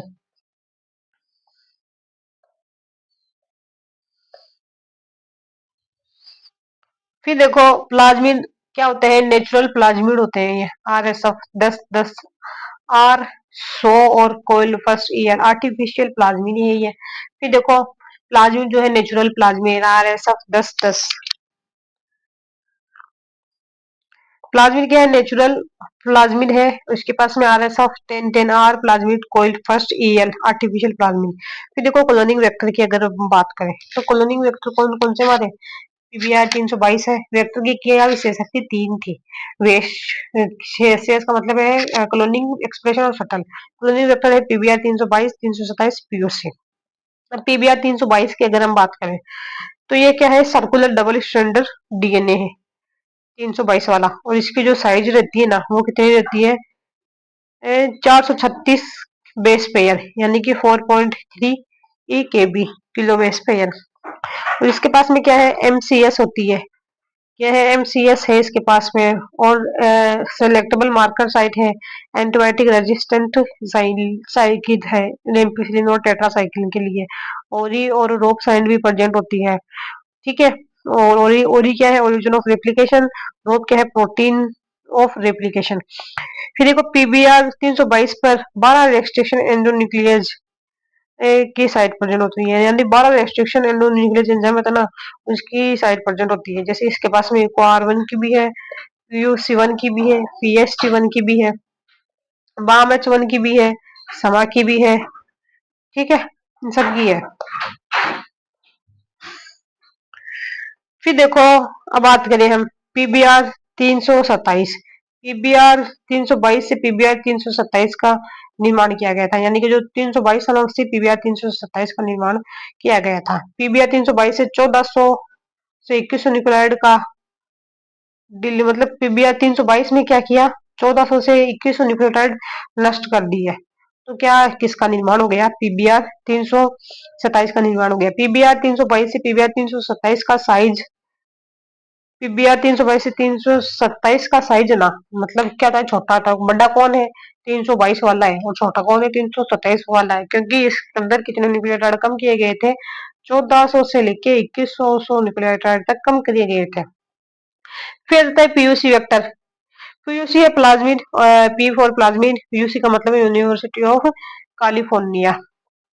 देखो पीबीआर 322 है ना, selectable marker site, ampicillin register site जो है ना, वो किसकी प्रेजेंट थी? सिर्फ और सिर्फ इसके पास में एम्फिसिलिन की प्रेजेंट होती है 322 के पास में। टेट्रासाइक्लिन के लिए नहीं होती है रेजिस्टेंस साइट जो है, और और रोप साइट होती है। फिर देखो लेक ओपेरन की अगर बात करें तो लेक ओपेरन के पास में कहता है आईजीन होता है, प्रमोटर होता है और ऑपरेटर होता है, प्लस लेग जेड जीन भी प्रेजेंट होता है। अब लेग जेड जीन जो है बीटा ग्लैक्टोसाइडेज एंजाइम का क्या करेगा? निर्माण करता है। आपके सब इधर क्या? Inhibitor, promoter, after, leg Z gene. Z जो बीटा ग्लैक्टोसाइडेज का बनाता है। अब पीयूसी वेक्टर है ना, पीयूसी वेक्टर के अंदर हमने क्या किया? 322 को लिया, उसके अंदर हमने लेकोपेरन को जोड़ दिया, तो क्या बन जाएगा? पीयूसी वेक्टर तो बन जाएगा, ठीक है। अब देखो बीटा गैलेक्टोसाइडेज एंजाइम जो होता है ना, ये लेक्टोज या आईपीटीजी को ग्लूकोज या गे- मतलब जो लेक्टोज होता है ना, लेक्टोज या फिर आईपीटीजी, उसको ये किस में कन्वर्ट करेगा? ग्लूकोज में कन्वर्ट कर देगा, और गैलेक्टोज के अंदर कन्वर्ट कर सकता है। अगर ग्लूकोज के अंदर कन्वर्ट करेगा तो अगर हम इसको एक्स रे से देखेंगे, ठीक है, तो कैसे प्राप्त कॉलोनी प्राप्त होगी? ब्लू कलर की कॉलोनी प्राप्त होगी। अगर गैलेक्टोज से हम देखें, गैलेक्टोज अगर कन्वर्ट होगा तो कैसी व्हाइट कलर की कॉलोनी। डिजाइड जीन पीयूसी वेक्टर में लेग जेड रीजन पर आकर इंसर्ट होता जाता है, मतलब जो डिजाइड जीन रहता है ना, वो कहाँ पे इंसर्ट हो जाता है? लेग जेड जीन जो है वहां पे आके इंसर्ट हो जाता है, ठीक है। डिजाइड जीन पीयूसी वेक्टर में लेग जेड जीन पर आकर जुड़ जाता है, मतलब जो लेग जेड जीन रहता है वहां पे जुड़ जाता है, क्योंकि इसमें 322 में हमने इसके अंदर ऐड कर दिया था। अब देखो हम बात करें, देखो जिसके कारण लेग जीन रिएक्शन क्या होता है, ये अगर डिजाइड जीन क्या होता है, बीटा ग्लैक्टोसाइडेज लेग रीजन था ना, बीटा ग्लैक्टोसाइडेज बनाने वाला, उस पे आके जुड़ जाएगा तो वो क्या जाएगा? इनएक्टिव हो जाएगा। जिसके कारण क्या होगा? मतलब बीटा ग्लैक्टोसाइडेज का जो एंजाइम है उसका सिंथेसिस नहीं होगा। यदि डिजाइड जीन लेग रीजन पर इंसर्ट नहीं होता है, तो अगर डिजाइड जीन लेग रीजन पे इंसर्ट नहीं होगा तो क्या बनेगी? लेग रीजन एक्टिव रहेगा और बीटा ग्लाइकोसाइडेज का क्या होगा? निर्माण होगा। पीयूसी वेक्टर में पॉलीलिंकर साइट पाई जाती है। क्या पाई जाती है? पॉलीलिंकर साइट पाई जाती है। पीयूसी वेक्टर में वह साइट जिस पर एक से अधिक रेस्ट्रिक्शन एंडोन्यूक्लियोटाइड एंजाइम आकर कट करते हैं। ठीक है, मतलब पॉलीलिंकर साइट क्या होती है, वह साइट होती है जहां पर क्या होते हैं, एक से ज्यादा रेस्ट्रिक्शन एंजाइम जो है वो आकर के कट करे, तो उसे हम क्या कहते हैं, पॉलीलिंकर साइट कहते हैं। जैसे कि ये हमारा रेस्ट्रिक्शन एंडोन्यूक्लियर, एक कार्बन की है, हिंद सेकंड की है, पीएसटी2 की है, बामेचवन की है, समा की है, ही की है, ये क्या है, पॉलीलिंकर साइट है।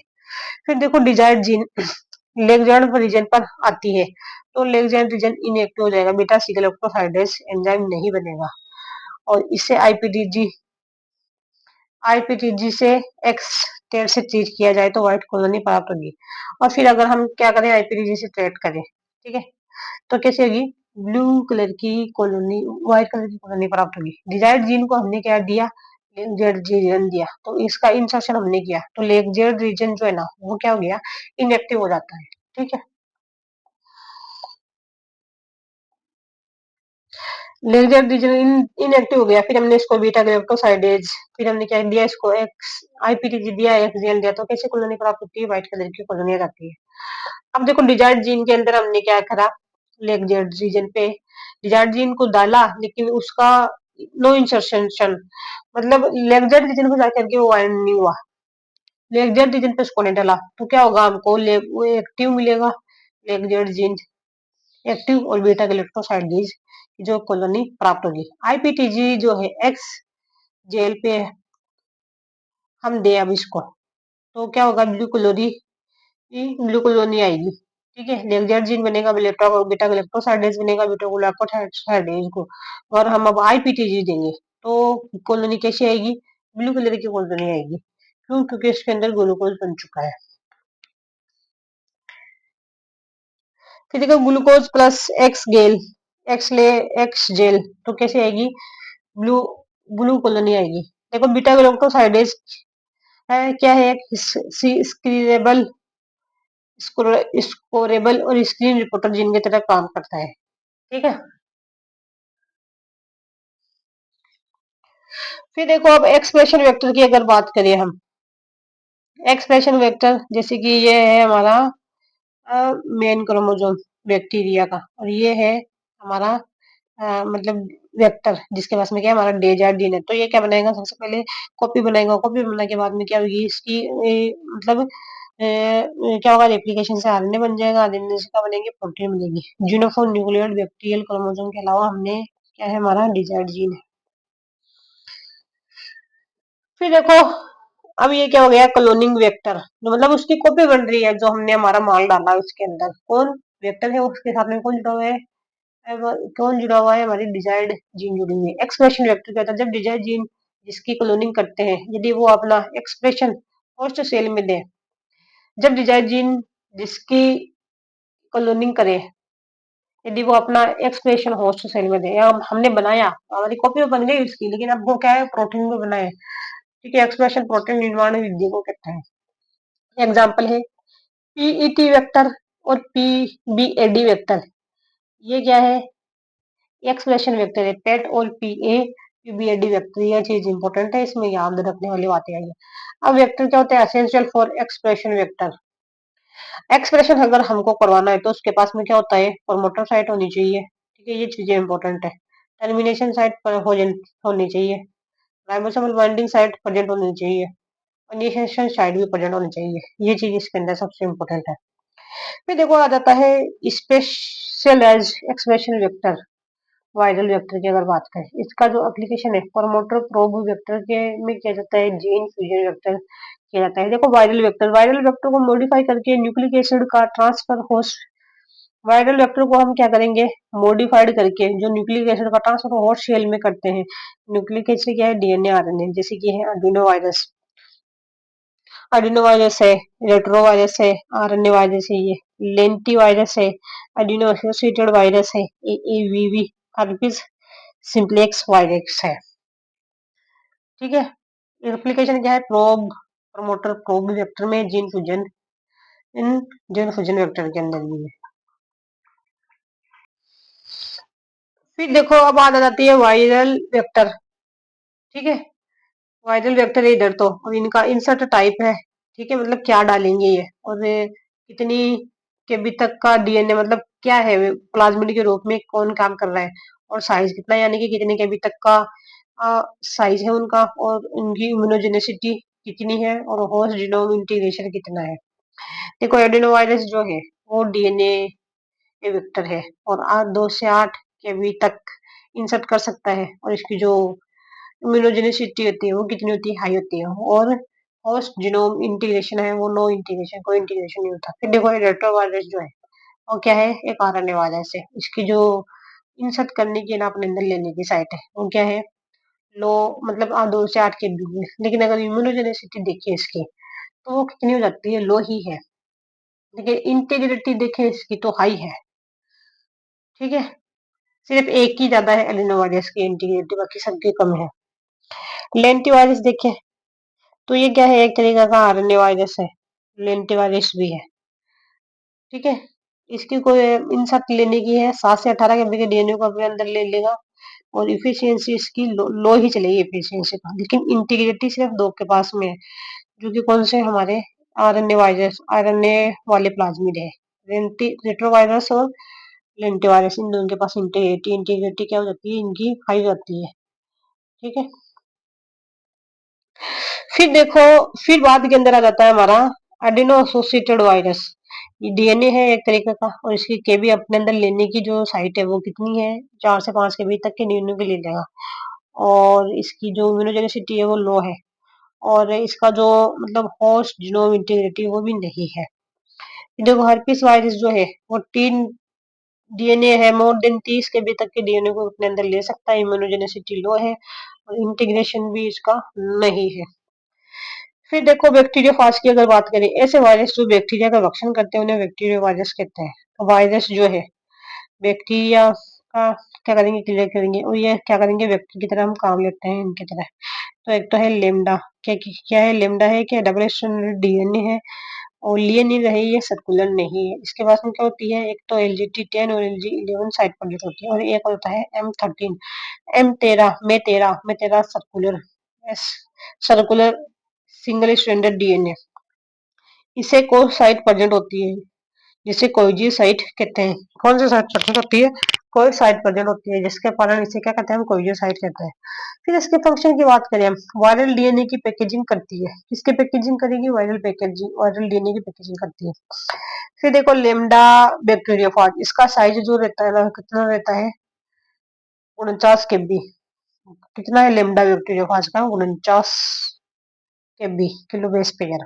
इन सब जो साइज जो होती है ना इसकी, 10 से 25 केबी तक के डीएनए को ले दे सकता है ये। इसका साइज कितना है, 49 केबी। इन सब साइज कितनी है इसकी, इन सब साइज जो है डीएनए की वो कितनी है, 10 से 25 केबी तक के डीएनए के फ्रेगमेंट को ही ले सकता है। ठीक है,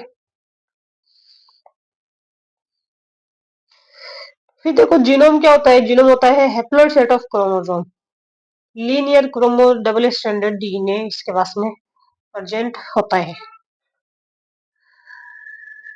कहता है लीनियर डबल स्टैंडर्ड क्रोमोसोम। देखो लेमडा अगर बात करें हम, लेमडा 2 प्रकार के होते हैं, एक तो होता है इंसर्शन वेक्टर, एक होता है रिप्लेसमेंट वेक्टर। ठीक है, लेमडा कौन सा होता है, इंसर्शन, एक है रिप्लेस वेक्टर। लेमडा जीनोम की अगर हम बात करें, लेमडा एपी, तो लेमडा जीटी के पास में क्या है, 10 साइट है, लेमडा जीटी 10 और 11। ये फॉरेन डीएन ये फॉरेन जीन या डिजायर जीन को लेमडा जीन में इंसर्ट करता है। मतलब फॉरेन जीन जो है और जो डिजायर जीन है उसको कहाँ पे डालेगा, ये लेमडा जीनोम में इंसर्ट करता है। इंसर्ट डीएनए का साइज 10 केबी होता है, जो इंसर्टेड डीएनए रहता है उसका साइज कितना है, 10 केबी। ये स्मॉल साइज के डीएनए के लिए होता है, इतने साइज के डीएनए के लिए, स्मॉल साइज का डीएनए होता है उसके लिए ये होता है। फिर देखो रिप्लेसमेंट वेक्टर की अगर हम बात करें, तो रिप्लेसमेंट वेक्टर है lambda BL3, lambda BL4, lambda DASH। Lambda molecule में 2 आइडेंटिकल रेस्ट्रिक्शन साइट पाई जाती है, कितनी साइट पाई जाएगी, 2 मोल। रिप्लेसमेंट में कौन सा है, लेम 13 है, लेमडा MBL4 और डास जो है, ये मॉलिक्यूल में 2 आइडेंटिकल रेस्ट्रिक्शन साइट पाई जाती है। ये स्टफ और फ्रेगमेंट के द्वारा फ्रेंग्ड होती है, मतलब जो स्टफ और फ्रेगमेंट होता है ना इसके द्वारा फ्रेंग्ड होती है। डिजायर्ड जीन जो होता है ना स्टफ और फ्रेगमेंट के स्थान पर इंसर्ट होती है, कहाँ पे होगी, स्टफ और फ्रेगमेंट के स्थान पर। इंसर्ट होगी स्टफर फ्रेगमेंट के स्थान पर। इंसर्टेड डीएनए साइज होता है ना, वो कितना होता है, 10 से 25 केबी तक होता है। फिर आ जाता है हमारा M13 बैक्टीरियोफाज। कौन सा? M13। ये क्या है? फिलामेंटस फेज होता है। कैसा है? Filamentous phage. Circular single stranded DNA. कैसा है? सर्कुलर सिंगल स्ट्रैंडेड डीएनए है। ये इन्फेक्ट ऑन इकोलाई कहाँ पे करेगा? ये इकोलाई को इन्फेक्ट करता है। उसकी जो साइज होती है वो कितनी होती है? 6.14 केबी की होती है। और एप्लीकेशन इसका मतलब यूज किस में करते हैं इसका? डीएनए की सीक्वेंसिंग में करते हैं F13 का। और म्यूटाजेनेसिस में भी ये यूज म्यूटाजेनेसिस ऐसे में भी इसका यूज किया जाता है। ठीक है।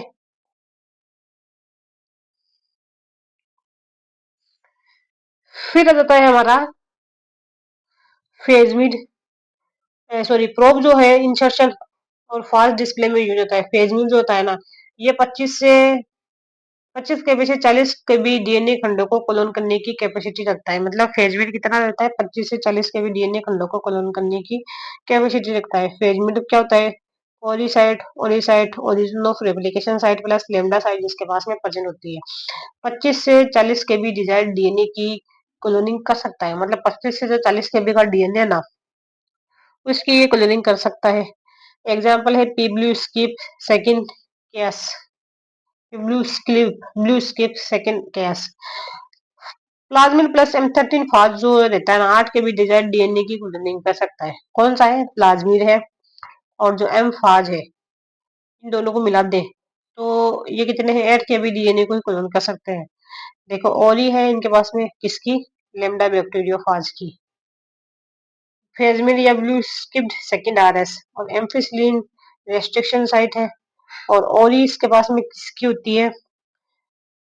पीबीआर 322 की भी होती है। और लेक आई जीन इसके पास में प्रेजेंट होता है। लेक जेड जीन प्रेजेंट होता है। और बामचवन की इसके पास में साइट होती है। एमएस प्रेजेंट है। मल्टीपल क्लोनिंग साइट इसके पास में प्रेजेंट होती है। फिर इसके करेक्टर की बात करते हैं। रेस्ट्रिक्शन साइट प्रेजेंट होती है इसके पास में। ठीक है। प्रोटीन कोड को कोड करने वाली जीन उपस्थित होती है। मतलब प्रोटीन कोड बनाने के लिए जो जीन चाहिए वो भी इसके पास में प्रेजेंट होती है। सिलेक्टेबल मार्केबल प्रेजेंट है इसके पास। इंटरजेनिक रीजन में पैकेजिंग सिग्नल की सीक्वेंसिंग उपस्थित होती है। जो इंटरजेनिक रीजन में पैकेजिंग सिग्नल की क्या होती है? सीक्वेंसिंग जो है उपस्थित होती है। ठीक है। फिर आ जाता है हमारा कोसमिड। कोसमिड जो हॉल्स एंड कोलिंस ने बनाया था। किसने बनाया था? हॉल्स एंड कोलिंस ने बनाया था।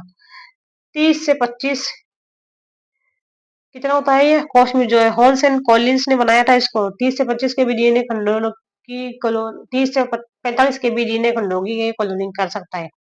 देखो प्लाज्मिड जो होता है इसके पास में क्या होती है? Ampicillin resistant plus cos site of lambda जो है प्रेजेंट होती है। यह होस्ट सेल में ट्रांसफर होकर रेप्लिकेशन करता है। मतलब होस्ट सेल में ट्रांसफर हो जाएगा और वहां पे क्या करेगा? ये रेप्लिकेशन करेगा।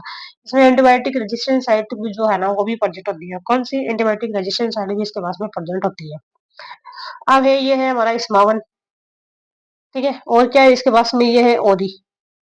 ये है हमारा कोसमिड। ये है एम्फीसिलिन रेजिस्टेंस साइट। ये क्या है? इसके पास में PS1 साइड है और बामेच1 साइड भी है। इतने हैं। और ये साइड भी है। दो तीन एंजाइम की साइड भी है इसके पास में। कोस साइड भी प्रेजेंट होती है इसके।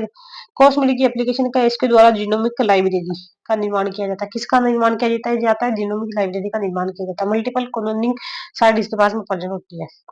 देखो फेजमिड की अगर एप्लीकेशन का बात करें तो ये हाई कैरिंग कैपेसिटी होती है फेजमिड की। और ये ज्यादा स्टेबल होता है। हाई ट्रांसफॉर्मेशन कैपेसिटी होती है। ट्रांसफॉर्मेशन होता है ना वो भी ज्यादा होता है। देखो अब बात करें हम, सबसे छोटा है प्लाज्मिड जो 8 से 10 केबी या 10 से 15 केबी डीएनए को कर सकता है। फिर रहता है बैक्टीरियोफाज जो कि 20 10 से 25 केबी डीएनए को कैरी कर सकता है। फिर रहता है प्लाज्मिड फेजमिड जो कि 25 से 40 केबी डीएनए को कैरी कर सकता है। फिर आ जाता है हमारा कोसमिड या फोजमिड जो 30 से 45। फिर होता है बैक्स जो कि 75 से 300 केबी। फिर आ जाता है याक्स जो कि 2000 केबी से कम डीएनए को कर सकता है। फिर मैक आ जाता है 2000 से ज्यादा तक के डीएनए को कैरी कर सकता है। ठीक है। अब देखो, फिर देखो आ जाता है फेज फोजमिड। फोजमिड जो है एफ प्लाज्मिड फर्टिलिटी प्लाज्मिड और क्या है, इसके अंदर हमने लेमडा फाज डाल दिया तो क्या बन जाता है, फोस्फेट बन जाता है। आर्टिफिशियल क्रोमोसोम की अगर बात करें तो इसमें है सबसे पहले PACs, PI artificial chromosome, BACs bacterial artificial chromosome, YAC yeast artificial chromosome, MACs mammalian artificial chromosome, HACs human artificial chromosome. अब देखो बेक्स जो है बैक्टीरियल आर्टिफिशियल क्रोमोसोम है, ये 75 से 300 के बीच के पास में डीएनए खंडों की क्लोनिंग करता है ये। F plasmid origin of replication site इसके पास में प्रेजेंट होती है। एंटीबायोटिक रेजिस्टेंस साइट भी इसके पास में उपस्थित होती है। इसमें पीएआर ए और पीआर बी सीक्वेंस भी इसके पास में प्रेजेंट होता है। क्या है, पीआर ए पीआर बी सीक्वेंस है जो कि मेंटेन्स लो कॉपी नंबर को मेंटेन करता है। ठीक है,